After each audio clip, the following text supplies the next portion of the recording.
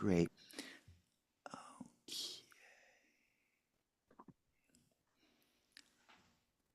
One thing I want to just do real fast is I want to get the title of the class because you came up with a brand new title, Amy, that I absolutely love, and I want to just Yeah. reference.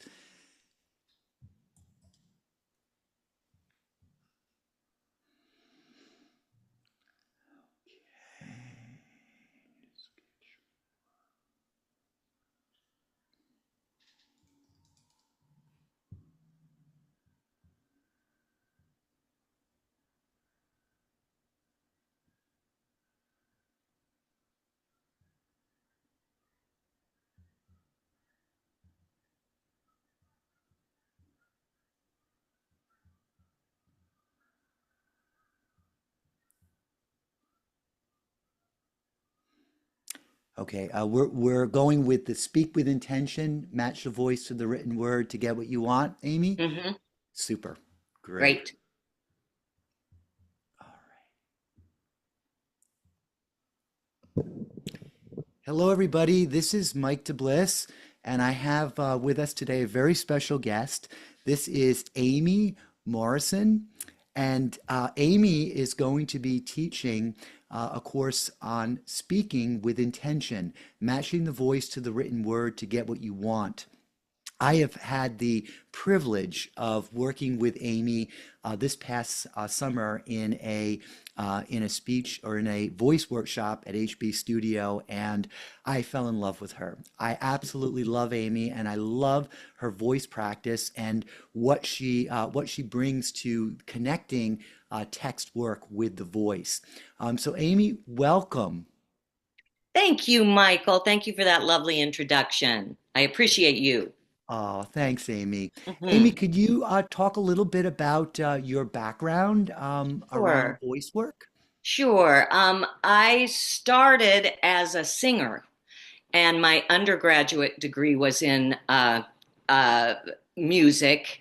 I was thought I'd go for opera, but that I just didn't click with the opera folks. And during my time in undergrad, I went over to the theater department and started auditioning for shows and got in some and then got a theater minor. So I caught the bug. And then I went to NYU graduate acting program after my undergraduate work and got my degree, my MFA from NYU. And I have been since 1980, I have been acting and teaching alongside one another all the way along for the past 30 odd years. And I have found that um, my acting it is when I have acting jobs, it so helps my teaching, and my teach when I'm teaching, it really helps my acting at the same time because I'm always thinking of refreshing them both and keeping them fresh. And yeah, and I teach at HB where I met you, Yeah. Herbert Berghoff Studios, and I have taught all over the place. I teach currently at Fairleigh Dickinson University, FDU, in Madison, New Jersey. I teach privately, and I'm also a working actor. I did most of my career was on stage. I lived in Minneapolis, St. Paul for a long time, and did a it's hard to believe, but they have a thriving theater community there. It's kind of gone off since COVID. They're rebuilding, but really a great community. And I worked consistently on stage there and commercial work and film work. And I moved back to New York City about hmm, 14 years ago now, to 13, 14 years ago, and I have been doing mostly episodic work and film work, not too much stage. Wow. So that's me. And I really I'm starting to love to teach as I get older. I'm starting to lean toward the teaching more. I love being around students. I learn from my students and hope they learn from me. Amy, what got you into teaching in the first place? Um, Knowing that when you're an actor, just simply 99% of us are out of work, Yeah. and that's the truth. So you have to be practical. And I had a great father, rest his soul, who was a lawyer and a judge, who always uh, encouraged me to have a backup. And I did right. That's why I did that right away it was practical. I needed to make a living and I was a single mom. So I had to make money. And I taught in high school. I taught guitar, not speech in high school, but I taught a lot of music in high school. So um, I had a lot of background already, and I love to be with students. I love to be with people. Yes. Oh, you can definitely tell that, Amy. Oh, good. Yes. Uh, Amy, what has been, or what vocal techniques have been a big influence on you in your teaching?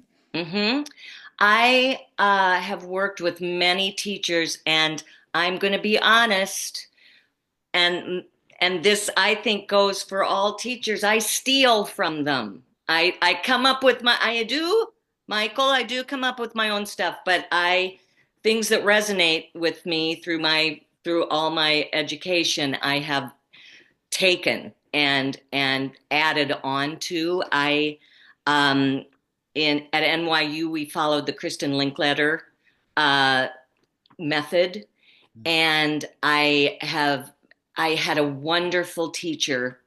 It was our all 3 years at NYU. We had a woman named Nora Dunphy, and she just to you may I everybody knows the movie Forrest Gump, right? Oh, yeah. She is the woman at the end on the bus stop bench with him talking to him. And Oh, she and if you'll watch her, she's a little affected how she speaks. yeah. So I don't know about her on camera, but she was a teacher that all of us, no one missed a class, no one. And she didn't really follow anyone's method. She came from the group theater. She came from Stella Adler. She those were peers, Stella Adler and Uta and Herbert Berghoff and Lee Strasberg. Those were her people. And all of those people came from Stanislavski from across the pond Mm. and opened up their own studios in New York and just had their own flair Yep.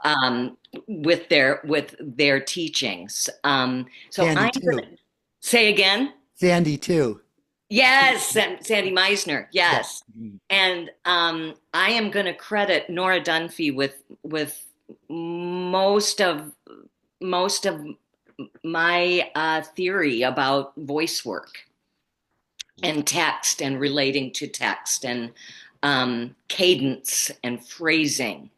Uh, eh, and we did have a separate just voice class where we didn't really deal with text. It's more about the vibration and it's about the articulation and the uh, physicality of your instrument, um, and making sound and finding your true sound, your true voice. And uh, Nora Dunphy made it so easy for me to adapt what I learned about my own speaking voice and to make it truthful and bring it to the text and make the text truthful. That's my big philosophy is if you don't sound truthful, no one's going to believe you. So I really work with finding your true sound and true cadences and phrasing. Mm. And of course, that is critical for lawyers, Right. their credibility and their ability to be truthful and sincere so that the jury can see that is of utmost importance. Or will you be bringing in some exercises that will help attorneys to get in touch with that part of themselves? Oh, yes. What we will do, the first part of class will be about articulation, just basics of obviously if your jurors can't understand the words you're saying, then they're missing out on the story, right? It's all storytelling, yeah. And so I'll be a nitpicker about articulation and we'll isolate words and the different movable and immovable articulators we use when we pronounce uh, sentences, pronounce words, speak English. And we'll deal a little with students' regionalisms, which we all have, we're all born all over the place, right? And we're all speaking English. And our regionalism is part of who we are. And I honor that and I welcome it. But I am, if it can sometimes get in the way, and I will encourage students to think of a more open English accent, not the a lot of people hear the mid-Atlantic accent, and that's kind of old-fashioned and stuffy. I refer to it as the American standard accent, so we all know, we're all on the same page as how to pronounce something. But sometimes regionalisms can help a lawyer out. It just depends on what the case is and what the jurors are, and that's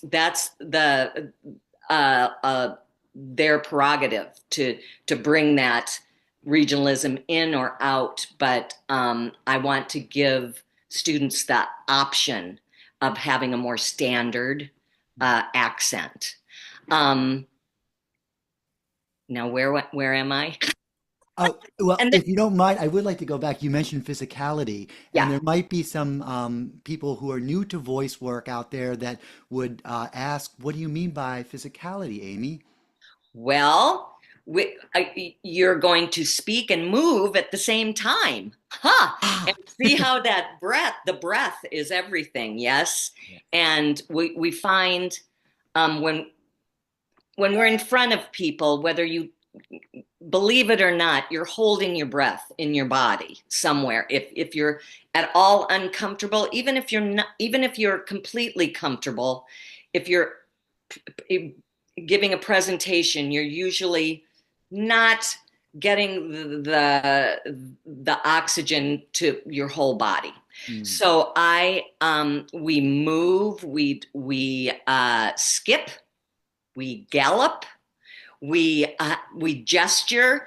I'll go through the consonants of the English alphabet, and we have a gesture with every one of the consonants and the vowels. We have little vowel drills and a lot of tongue twisters to get your mouth to get that muscle, those muscles in your mouth and your throat, inside and out, prepared, and develop sort of a muscle memory for you. Uh, yes, we and physicality along with text um, comes into play in my class too. I like to take a simple text and speak it every kind of way possible, even if it doesn't make sense, and if at first it doesn't make sense, you'll find a way to make it make sense. But I like to get my students to think out of the box and shake it up and not worry about being proper, um, and realize that a text can be written beautifully. You can have the most lovely written argument in the world, but if you don't speak it with intention, it's not going to be understood the way you want it to be. So you've got to put meaning, feeling behind it. And we will do some emotional work that that I will have students speak about themselves in a personal way and notice how that affects the voice when you're speaking about yourself, how that makes you feel, and then relate it to a text, um, be, and kind of bridge that meaning over to text, that truth that you have when you speak about yourself, Mm. bring it to the text so people trust you and believe you. Even, and I'm sure there are instances with some students where they're not speaking what they really believe, but they have to persuade and they have to convince. And um, I'm sure a lot of lawyers feel like actors sometimes, and a lot of actors feel like lawyers. So yeah, and uh, it's I have to bring in that during conservatory acting school. Talk to anybody who's been to a grad acting program, and they'll talk about the voice classes being so, you know, dry and oh God, I gotta stay. I got, Yeah. because the work can be tedious. And within about the last 15 years, I have been determined to make this work interactive. And I don't want to say fun, like it's fun, but I do want to make it enjoyable and fun and explorative. And yeah, yeah. And I'll be the first one to testify to how much fun those exercises were that we did. And, not to get too profound, but on the physical, having us physicalize text did something for me that I never really thought about, Amy. And that is that a thought has a journey. Just like when you're taking text and you're moving around with that text, it's like, oh, wow, yeah, the thought in itself, has a journey. It goes this direction, that direction, over, underneath. And, getting that inside your body to live inside you when you are in a situation where you're standing in front of the jury is amazing because so much of that nuance comes out in the vocal inflection or things of that nature, which Right. you would never have thought about. Right. And as you remember, Michael, I'm a big one on inflection and Yes. how don't say a sentence. Many people will speak a sentence and they will always look at the punctuation and think, "Oh, I have to go down. I Mm, have to indicate that I'm approaching a period or a question mark or something." mm, And I like students to take away the punctuation and have a variety of how they deliver a sentence. Deliver it every way you can possibly think of to give it life instead of just I was going to the store and then I saw my friend and then I we went to lunch. Da da da da da. A lot of people fall into that reciting instead of having inflection, having picking different operative words and cadence and phrasing and lift lift to the voice at the end of a sentence instead of going down. And I'm a big one on vocal health as well. Um, uh, we'll hear a fry in some people, especially when they go down in their volume. mm. And I will help people understand um, physiologically how to keep their voices healthy, especially when speaking text and speaking emphatically.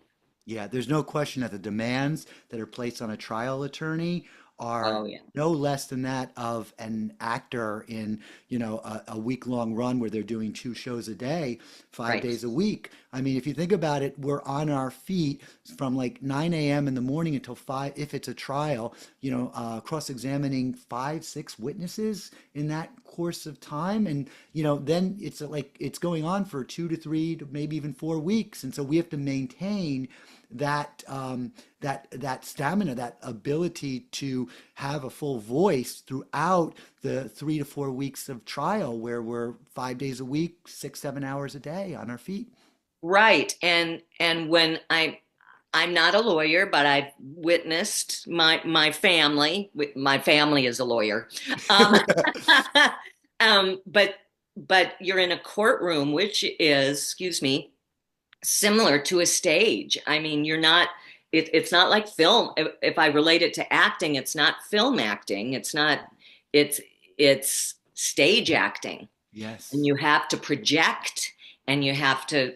And I know you've got an instructor who is teaching the link letter. Is she teaching? Yes. Yes, Yes. and that will be so helpful to bring to the text class, which I will reiterate much of what she will teach and remind students to keep that health up of the voice while they're projecting and building their building your argument, like building a story, Yeah.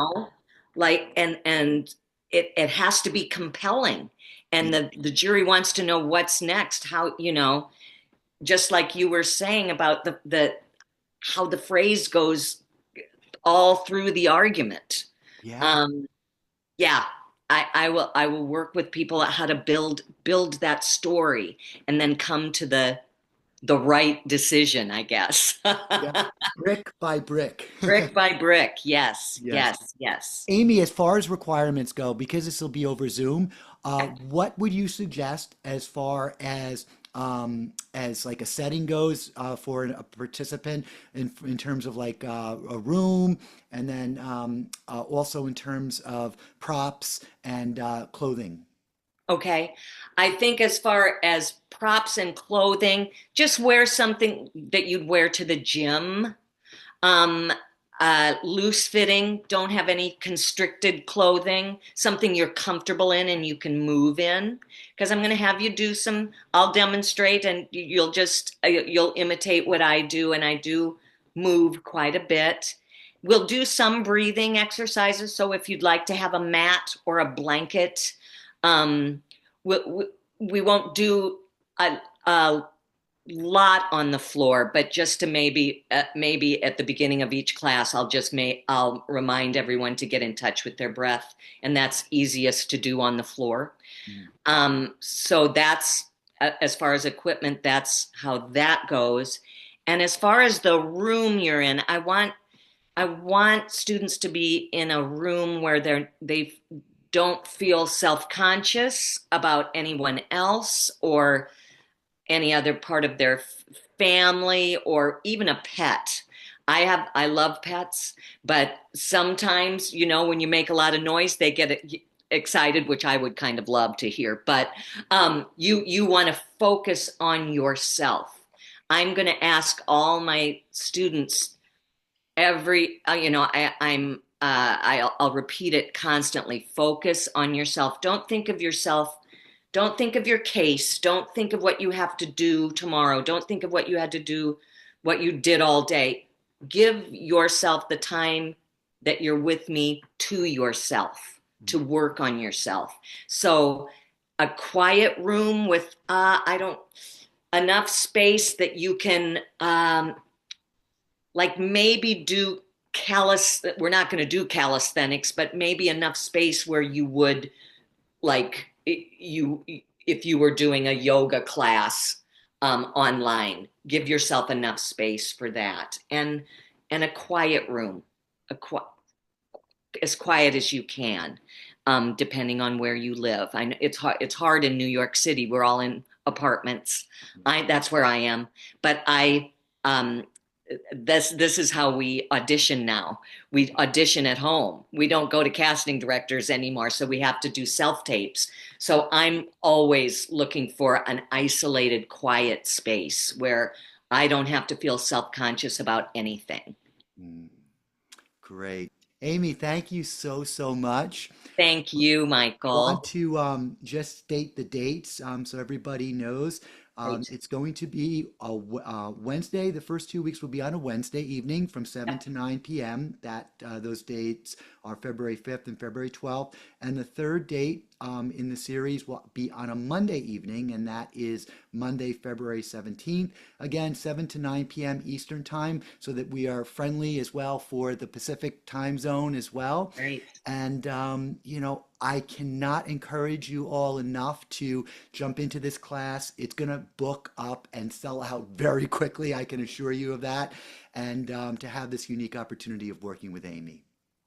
Thank you for that, Michael. I look forward to it. I really Great. do. Thanks again, Amy. Thank you. Great. Okay. So let me see if I can stop this now. Oh, great. Stop.